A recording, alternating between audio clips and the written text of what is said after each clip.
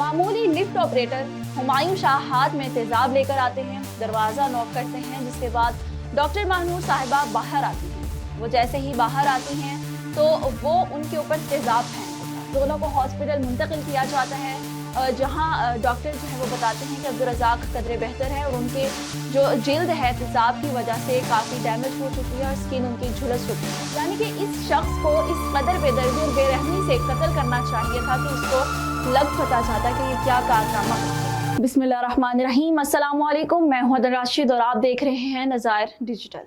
नाज़रीन, हाल ही में कोयटा में एक नाखुशगवार वाक़या पेश आता है जिसे सुनने और देखने के बाद इंसान सोचने पर मजबूर हो जाता है कि एक शख्स में, एक इंसान में इस कदर जुर्रत, इस कदर हिम्मत किस तरह आ सकती है। एक शख्स दूसरे शख्स को किस तरह बेदर्दी से कत्ल करने की कोशिश कर सकता है।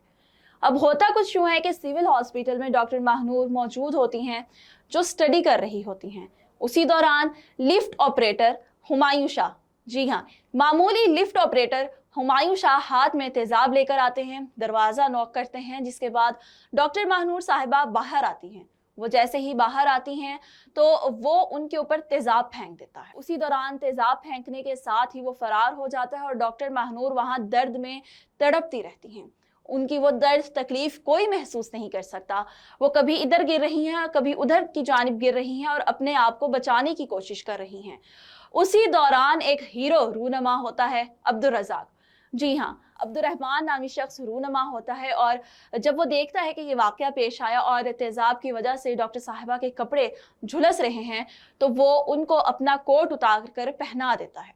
जिस तरह वो अपना कोट उतार कर डॉक्टर साहिबा को पहनाता है तो उसी दौरान डॉक्टर साहिबा अपनी जान बचाने की कोशिश में उसको पकड़ लेती हैं।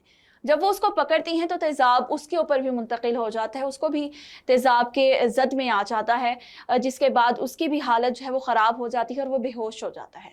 दोनों को हॉस्पिटल मुंतकिल किया जाता है, जहां डॉक्टर जो है वो बताते हैं कि अब्दुर्रज़ाक कदरे बेहतर है और उनके जो जिल्द है तेजाब की वजह से काफ़ी डैमेज हो चुकी है और स्किन उनकी झुलस चुकी है।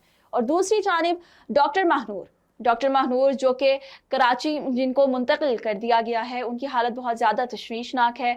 उनका जिस्म तकरीबन 20 से 25% जो है वो तेज़ाब की वजह से झुलस चुका है। उनकी आंख भी ख़राब हो चुकी है और उनकी हालत बहुत ख़राब बताई जा रही है। लेकिन हम सबको उनके लिए दुआ करनी चाहिए और ऐसे फिरौनों के लिए भी दुआ करनी चाहिए कि अल्लाह इनको दर्दनाक अज़ाब अता करे। इस कदर बेरहमी और बेकदरी बेदर्दी से कत्ल किया गया कि इंसान सोचने पर मजबूर हो जाता है। अब वो फरार तो हो जाता है और साथ ही पुलिस उस शख्स को ढूंढने की कोशिश करती है और ढूंढते ढूंढते इन्वेस्टिगेट करते वो शख्स पकड़ा जाता है और पुलिस मुकाबले में उसे मार दिया जाता है।